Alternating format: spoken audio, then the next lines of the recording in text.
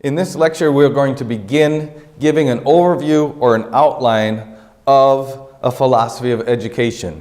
So, up to this point in time, we have talked about philosophy of education. We have looked at what Knight says philosophy is, what are the subjects of philosophy, metaphysics, epistemology, axiology, ethics, aesthetics, all of that. We've looked at the different schools of philosophy, idealism, realism, scholasticism, or neo-Thomism, different words for that one that came about through from Thomas Aquinas in the mid-1200s, and then the modern philosophies of pragmatism and existentialism. So we've got that. We've looked at the chapters on educational theories coming out of that, progressive education, perennialism, essentialism, so many different things there. We've read Knight's Christian Philosophy of Education. Then we read Stephen Perk's Christian Philosophy of Education Explained. Talked about the epistemological basis for the Christian faith and all of the presuppositional arguments for a philosophy of education. Kind of getting, hopefully, a good idea of what a good philosophy of education is. But up to this point, it's kind of been ideas here and there. Hopefully you've been able to hang them somewhere. Now I would like to just take and give you an outline where you can place a lot of these things. And going forward, you're going to read something here or there. You're going to read an article. It might not even be about education, but it's going to affect it because it's influenced by it. And so I'd like to give you an outline where you can hang information that comes that we've already talked about or what you'll see in the future in your ministry to be able to do that. And for me, this is kind of odd. If you know how I teach, I actually have an alliterated outline. So we're going to have 5 points for this overview. Today we're going to talk about the first one, but the 5 of them are: first, presuppositions. Then the second point are purposes of education. The third are the processes of education. The fourth, we'll talk about the places of education. Where does education take place? And then the fifth are policies. We have 3 different areas of policies that we'll be talking about, discussing. But we have those 5 P's, if you want to call it that, of a philosophy or of an overview of educational philosophy. So, in this lecture, the first one is presuppositions. What do we think of when we hear the word presupposition? It's kind of a big word. It's not something that we actually go around thinking about very much. We don't go through the lunch line thinking about presuppositions. We don't even go to chapel or church thinking about presuppositions. And that's because they are something that we, as the word kind of indicates, we presuppose these things. A presupposition is something that it's something we think from, it's something that we make our decisions from, that we live from presuppositions without normally thinking about them. We have to stop, like we're doing here in this course right now, and go back and say, okay, what are my presuppositions? Where am I coming from when I make this statement or when I make this conclusion? Why do I make this conclusion? It's because of presuppositions. Everyone in the world has presuppositions. Most people don't think about them. You may have, an atheist has presuppositions, a Christian has presuppositions, a Catholic has presuppositions, a cultist, a Mormon has presuppositions. Now, of course, I mentioned all of those were people with religious descriptors, but that's because presuppositions are basically religious in nature, as of course all education is. So there are many different areas of presuppositions. For education, I believe there's 3 that are important. 2 of them are really kind of big. We'll spend a lot of time talking about them. And the third one, maybe some people wouldn't call it a presupposition, but I think it is something that we ought to have as a presupposition, but it kind of results from the first 2. So the first presupposition, so we're going to have 3 points under presuppositions. Capital letter A is the nature of truth. The nature of truth. Now, What area of philosophy are we talking about if we say the nature of truth? What is the nature of truth? Well, it's not metaphysics, right? Metaphysics is the nature of reality, of being. And it's not aesthetics, it's not axiology, because that's the nature of value, what has value. So the nature of truth is the area of epistemology. So our presuppositions about the nature of truth are a few things. I have 4 points here, and these words, each of these overlap with others. So I'm going to have a difficult time describing one or two of them because it's very similar to another description. But I want you to remember these 4 words in relation to truth. First is the word eternal. Now, we, as Christians, as those that believe the Bible, we presuppose that truth is eternal, that the truth has been around forever. The truth has always been around. It was there before the beginning. There was truth. And it was there in ancient times. It was there in the Middle Ages, whether it was the Dark Ages or whatever you want to call it. It was truth there, and it's truth centuries ago. It's truth now. Whatever is true then is still true now, and it will be true in the future. Truth is eternal. So because we would believe that truth is eternal, another descriptive word that we would use for it is that it's fixed. So number 1 was eternal, with not really much explanation except for what I said. And number 2 is fixed. Since the truth is eternal, it's fixed. It doesn't move. It's unchanging. It's immovable. This is important. Everyone in their life needs something to guide them, needs something to orient them. If you hear some fantastic news, how do you know it's fantastic? Well, because you compare that information to something you know is true. You hear some other type of news and it devastates you. You compare that, and it devastates you because you compare that to something that you know is true. So truth is fixed. It doesn't change. It's immovable. This is in contrast, as Christians, this is in contrast with modern philosophies. Pragmatism is based on the idea that nothing is fixed, that everything always changes. The truth also changes, but not to us as Christians. We presuppose that truth is fixed. This is important. If the truth was changing, we would not have any guidance. We would not know where to go. We would not know how to make decisions. There's a couple humorous illustrations of having something that is supposed to be true being fixed. Imagine you were taking a trip with some friends to Paris. Let's just say Paris. Paris is a huge city. Millions and millions of people there, so many different things to see, and since there's so much stuff to see, you're not all going to go to the same place because some people like art and some people like food and some people like history and what all. So you say, all right, everybody, let's meet somewhere at lunch. So we can just take the morning to yourself and meet somewhere at lunch. And if the leader got up and said, okay, we're going to meet somewhere at lunch. Everybody see that red car over there? Let's all meet by that red car at lunchtime.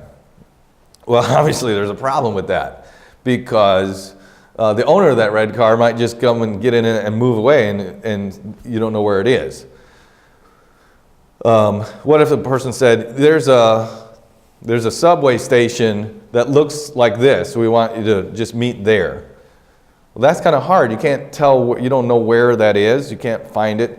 You want something that's immovable, that's not going to change, that's recognizable. Of course, Paris, we're all going to say, well, let's all meet at the Eiffel Tower. Everybody can see the Eiffel Tower. Wherever you are in Paris, you just get a clear view of it, head toward that. If you go to the Eiffel Tower, you're all going to be there by the right time.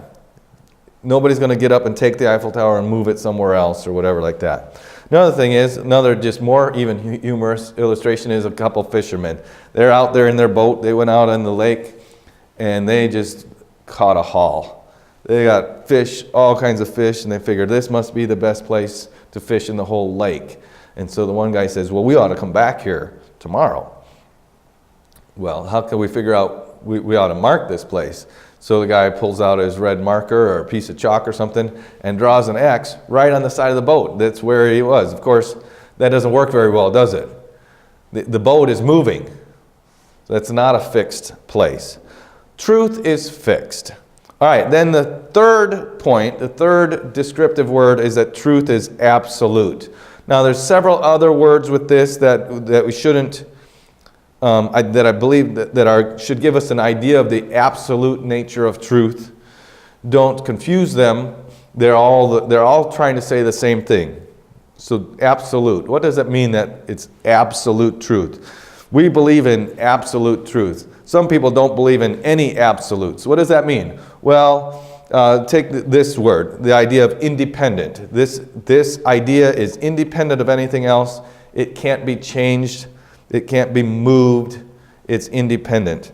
It's objective. Objective truth. Objective truth, absolute truth, independent truth. It's external. It's outside of the person.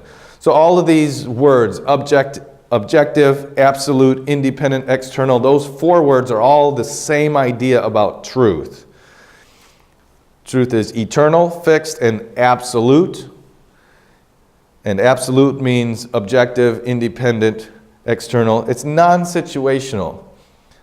You may have heard of situational ethics, where somebody says, well, now we're all going to be in this situation. What would be the right thing to do in this situation? The idea being that depending on the situation, different things are right to do. There's no such thing as situational truth. Truth is always true regardless of the situation that it's in. It's not situational. It's not subjective. I might say, well, that's true to you, but it's not true to me. You may have heard something like that. Well, that's what's true to you, but it's not true to me. Now, this idea that truth can change, that it's not absolute, that it is dependent on circumstances, can be explained in a faulty way. We could say, well, how cold is it here? Well, or how cold is it? We say, well, it's 32 degrees, or it's 27 degrees, or if we live in a more mild climate, it's 65 degrees, or it's 85 degrees. Well, that proves that it's not that truth changes. Well, it doesn't prove that truth changes. That's a faulty way of thinking about something. The measurement of temperature never changes. The temperature goes up and down, but how we measure temperature doesn't change. See, it's absolute. It's independent. So it's not subjective. All right, so the first word is eternal, fixed, absolute. And then the fourth word about truth, to understand the nature of truth, is that it's exclusive. Truth is exclusive. I have a couple ways to talk about this. First of all, I'll just make a couple statements. So letter A, statements. Claims of truth automatically claim something else is not true. So a claim of truth, I say, this is true. Well, if this is true, I'm automatically claiming that other things are not true. Something else is not true. If this is true, something else must not be true. Right? So a claim of truth automatically claims something else is not true. What a claim of truth also does, it says that anyone who disagrees does not believe the truth. If I say, this is true, and you say, I don't believe that, what am I saying? I'm saying, you don't believe truth. I believe truth, you don't believe truth. Truth is exclusive. There's no way we can say everything is true, right? It doesn't work that way. Every religious or philosophical system believes this. So these are just some examples. First we had statements, then examples of the exclusive nature of truth. Hindus, Hindus typically are kind of laid back, tolerant, but they have some type of writings, I think they're called the Vedas, that they believe those are the truth. Of course, we think of the Muslims, they're fundamentalists. They have the Quran that they believe is true. But even people that believe in absolute tolerance, I mean, they might not be religious at all, or they believe that everything should be tolerated. Even people that believe in absolute tolerance are intolerant of people who are exclusive. If I were to say, or if you were to say, I believe that everybody should be believed, that truth, that there's no, truth for you, truth for me, whatever, is everybody, whatever they believe is true, that's okay. Well, as long as the people you run into believe that everything everyone believes is okay, is all right, you're going to be fine. But if I come to you and say, you know what, I don't think you're right. I think there's only one truth. You're not going to be tolerant of my position. You're going to be tolerant of everybody else's position except mine, and now you're not absolutely tolerant. So, even those that claim to be absolutely tolerant are exclusive. They will exclude people who are not absolutely tolerant. And of course, we see the truth embodied in Jesus Christ. That's our third subpoint under exclusive. And it kind of summarizes all of the things. Jesus Christ said what? I am the way, the truth, and the life. No man cometh unto the Father but by me. Jesus Christ, He's eternal, isn't He? He's fixed. He's absolute. And He is exclusive. Nobody comes to God except through Jesus Christ. So, the Bible says Jesus Christ is the same yesterday, today, and forever. That gives Him that fixed nature and the eternal quality. So, the nature of truth. These are things that we understand about truth. These are things that we believe about truth. These are things that we presuppose about truth. We think this way, and that's how we conclude certain other ways because of the way we think about truth. So that's the first presupposition. The second one is the nature of man. Now, what philosophical area are we talking about if we talk about the nature of man? Now, we've already talked about epistemology, the nature of truth, and axiology is the nature of value, what has value, what is valuable, what is good, or what is right to be enjoyed, what is beauty. And so it's not axiology, it's not epistemology. What is man falls under metaphysics. Now there's a couple areas of metaphysics. The nature of man is going to be under anthropology. What is man? So there's ontology, theology,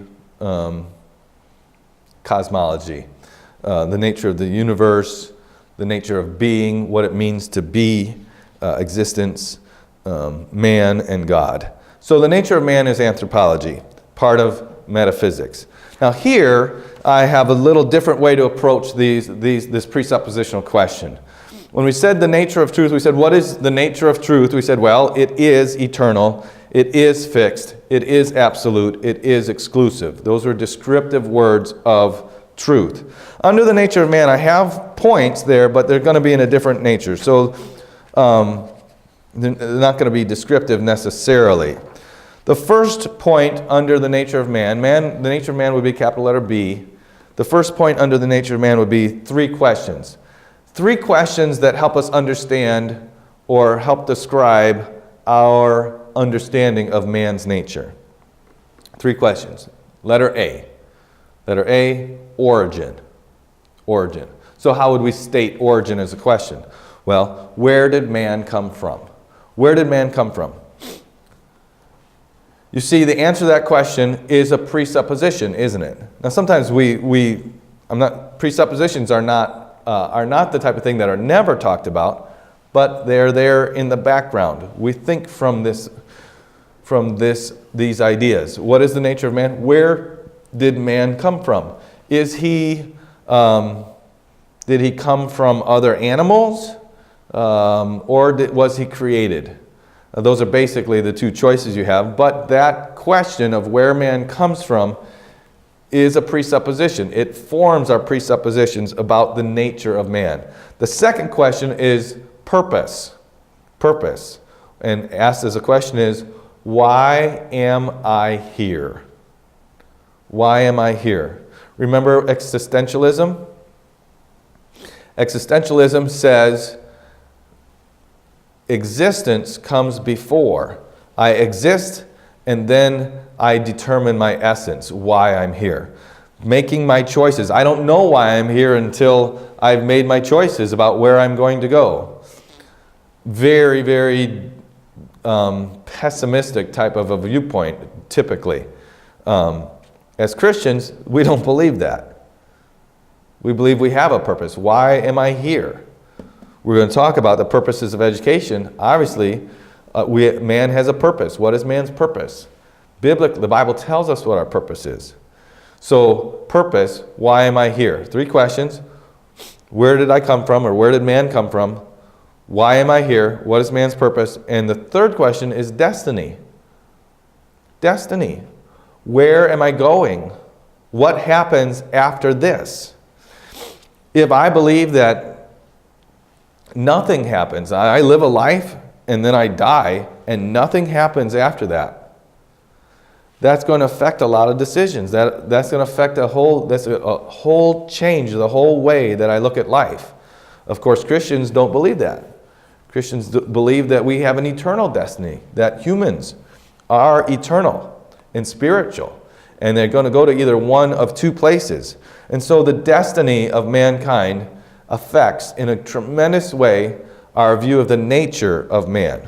So those 3 questions, the nature of man, 3 questions. His origin, where did he come from? His purpose, why is he here, or why am I here? His destiny, where am I going, or what happens after this? So then the second point under the nature of man, and this is more descriptive. It's not a one-word description, but this is a little descriptive. And so the second point is that man is created in God's image. Man is created in God's image.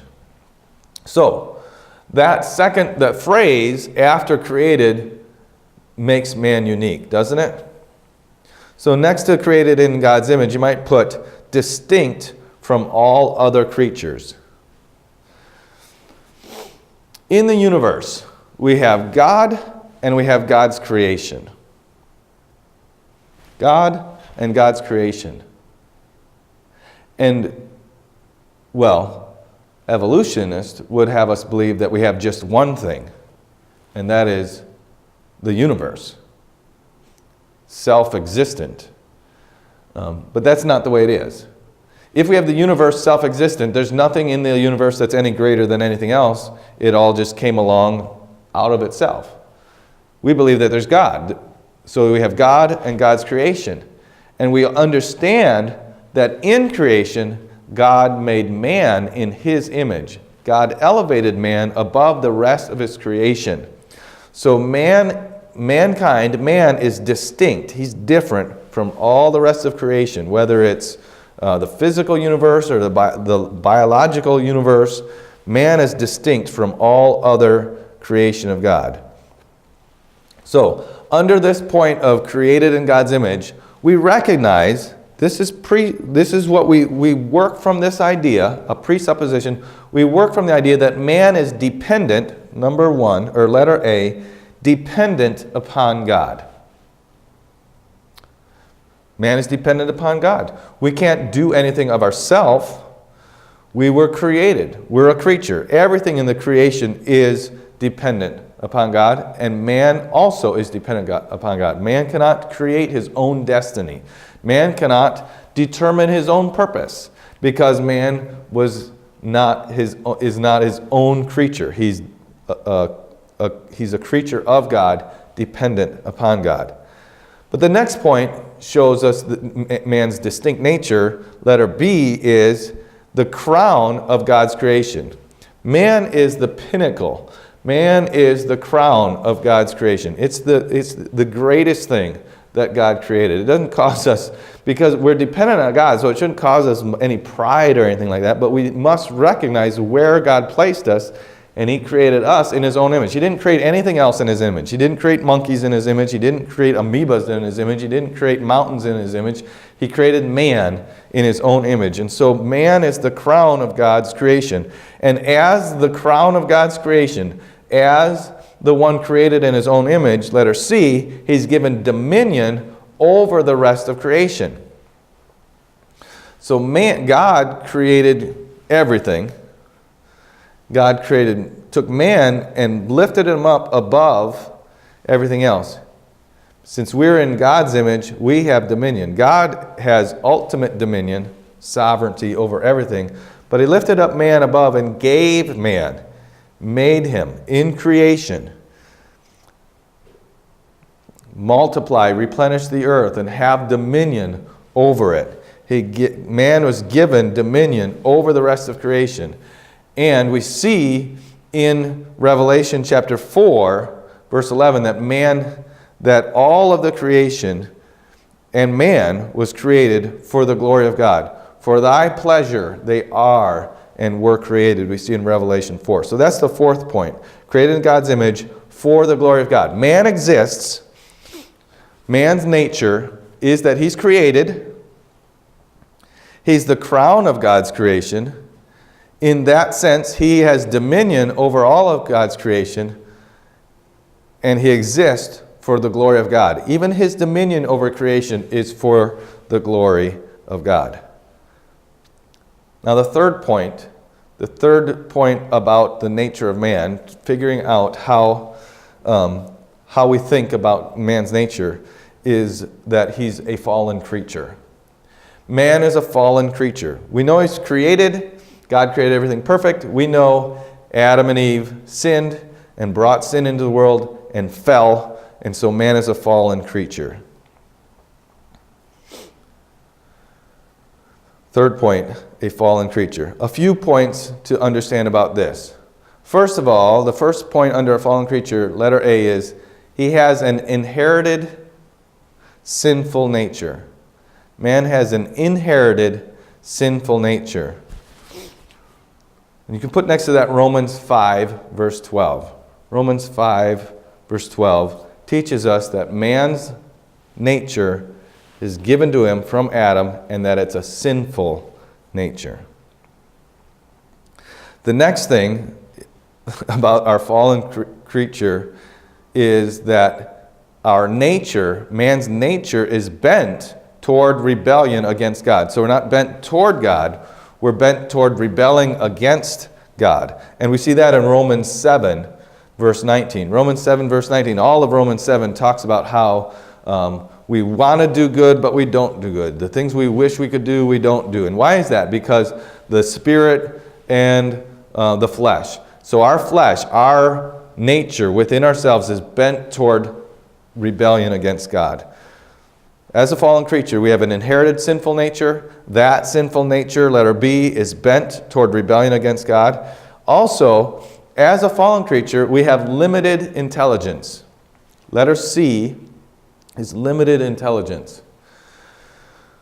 So, this idea of we have limited intelligence as a creature, but because we've sinned, we can further limit our intelligence. Let's put it that way. In Romans 1, verses 28 through 32, the Bible, Paul tells us there about the man and his sinful nature, and it talks about how when man decided not to keep God in his thinking, God gave man up to a reprobate mind. So his mind went bad, right? That's his intelligence. Not just perverted. It's not just perverted. His intelligence is bad. Now, of course, man is still God's creation. Still made in God's image. Still highly intelligent. But the more you forsake God, the dumber you get. The more you acknowledge God and His truth, the more intelligent you get, the more truth you find out. Some people who don't believe in God acknowledge many of His truths. And so as they acknowledge these truths, they understand they're true. They might not know that the truth came from God. They might ascribe that truth to somewhere else. But because they say this is true, they learn more. If they come to a certain point where they will deny that the truth comes from God, that's where that limits their intelligence. So man, as fallen creatures, has a limited intelligence. It's not a tiny intelligence, but it's limited. It's limited by the amount that mankind acknowledges that God is true. Then finally, as a fallen creature, letter D, the fourth point. First, an inherited sinful nature. Second, that nature bent toward rebellion against God. Third, a limited intelligence. And fourth, he's redeemed. Now, not all man is redeemed, but those that are redeemed have a new purpose. What is all mankind's purpose? All mankind's purpose is given to him in the creation mandate. It doesn't matter whether you're saved or not. If you're created, you have an obligation to obey God's creation mandate. Everyone has an obligation to obey God's creation mandate. This makes, anyway.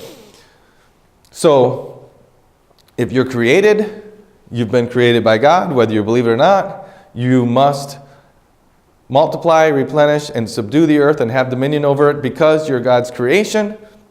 So you must obey that. You disobey that, you're out of fellowship with God. And all mankind disobeyed that and is born in that rebellious state with that sinful nature. But of course, we know this truth. God sent His Son Jesus Christ to die on the cross. And those that turn to Christ in faith and repentance have their sins forgiven and are given a new nature. 2 Corinthians chapter 5, 17. So we're given a new nature. And we're new creatures. Old things are passed away, all things are become new. So we're redeemed. In redemption, beside being redeemed and being restored to God, 1 Corinthians 5:21 or 5:19 tells us that we've been given a new purpose or another purpose. So God was in Christ reconciling the world to Himself and has given to us, those that are redeemed, the ministry of reconciliation. So, if you are created, in creation were given the creation mandate. If you're redeemed in that redemption, you were given the Great Commission. You were given the job, the purpose of calling other people to Christ through yourself, of reconciling the world to Christ through yourself. So, mankind, Christian mankind, has a purpose of reconciliation. Created mankind has the purpose of dominion. Then the fourth thing about the nature of man. First is the questions that we answer that help us understand these things. Second is he's created in God's image. Third, he's a fallen creature, and because of the fall, he could be redeemed. And then the fourth point is that he's one organic being. Now, when we see the word organic nowadays, we think of produce at the grocery store. We think that it's, not got pesticides or insecticides or anything, or GMOs and whatever. That's not what we mean by using the word here. One organic being gives us the idea that man is one, that he's complete, that you can't divide him into parts. Obviously, you could take his arm off or something like that, but then he wouldn't be a whole man. Now, because we have limited intelligence and our faculties for understanding are finite, we must think about man in separate areas. We think about man in different ways. We think about his physical nature or his spiritual nature or his emotional or intellectual or social nature, but none of those can actually be separated from the others. We can talk about them separately, but you can't separate a man's body from his mind. Even in teaching, if I'm saying, well, this is a really intellectual, or this is really hard mental exercise, the student's body has to be there. It has to be awake to hear it. It has to be alert. It has to be engaged. So we have, the Bible actually gives us a description of 4 elements of mankind, and yet all of us, each person is one organic being. So if you think about Luke 2:52, in Luke 2:52, we had this description of Christ. Remember, he had gone to the temple, and then his parents left and forgot him there, or left him there, or however you want to describe that. They came back, and they got him. He made himself subject to his parents, and it goes on, it says, and Jesus, he grew in wisdom and in stature and in favor with God and man. So he grew in wisdom. He grew in wisdom, letter A, right? Intellectual. Wisdom is our mind, especially if you're looking at those 4 descriptions. Wisdom is the mind. He grew intellectually. Man is intellectual. That means we're rational. That means we reason. We make connections between information. That means we're historical. That means we remember things. Historical person connects things from the past to the future, or things from the past to the present.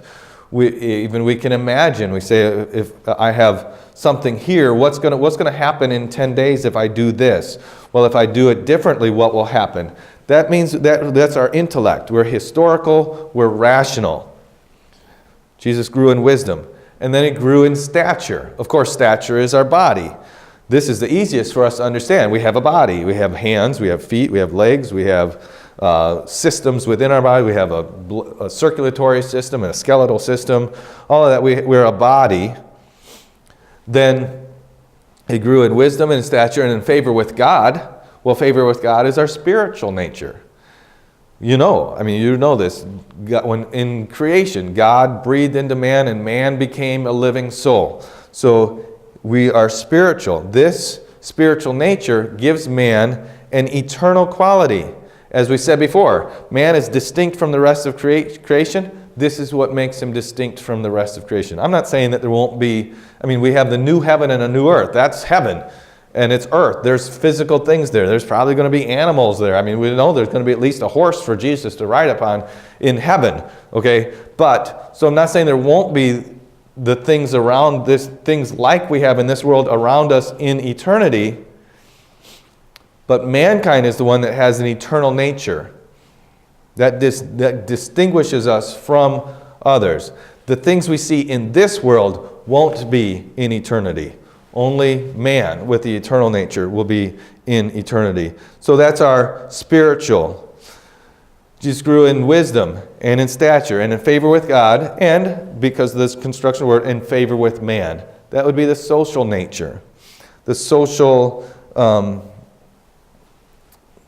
nature we value. That man is a valuing creature. We value things. I like this better than I like that. I like him more than I like him. I like her more than I like him. I like this company more than I like that. We value things. That's part of our social nature. And we interact.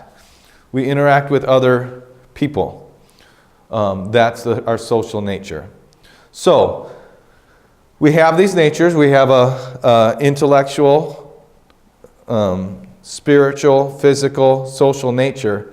I can talk about my social skills. I can talk about my mental skills. I can talk about my spiritual condition. I can talk about my physical skills, but I can talk about them separately, but I can't actually separate them from one another.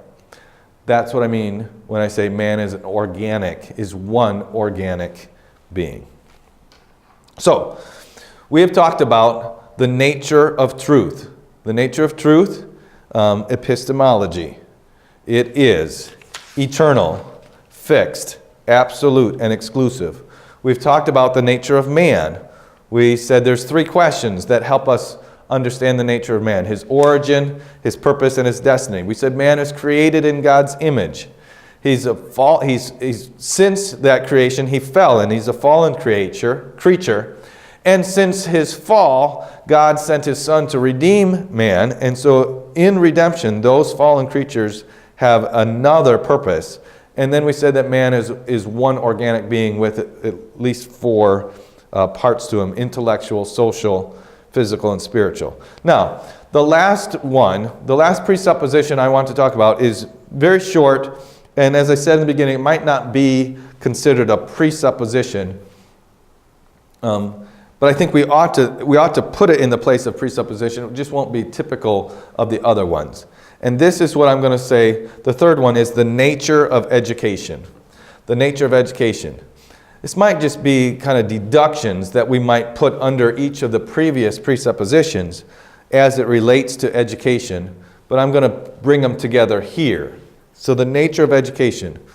The first thing about education is that it is never complete. Education is never complete. You never finish. I know that's discouraging to some people. They think, oh, I thought in one more class and I'll finally be done. One more year and I'll finally be done. No, education is never complete. You might be finished with school, but you'll never stop learning. You should never stop learning. You could never stop learning because it's not complete. Education is never complete. Why is it never complete? Well, it has to do with finite man. Each of us is finite. Our capacity is limited. Since we have a limited capacity and truth is basically unlimited, we can never comprehend all that there is to know. It is never complete. Some people say, and I think this is a good way to think about some things. It helps us understand some people. Some people say, the more you know how much you don't know. The more you know how much you don't know. The opposite of that is what is called provincialism.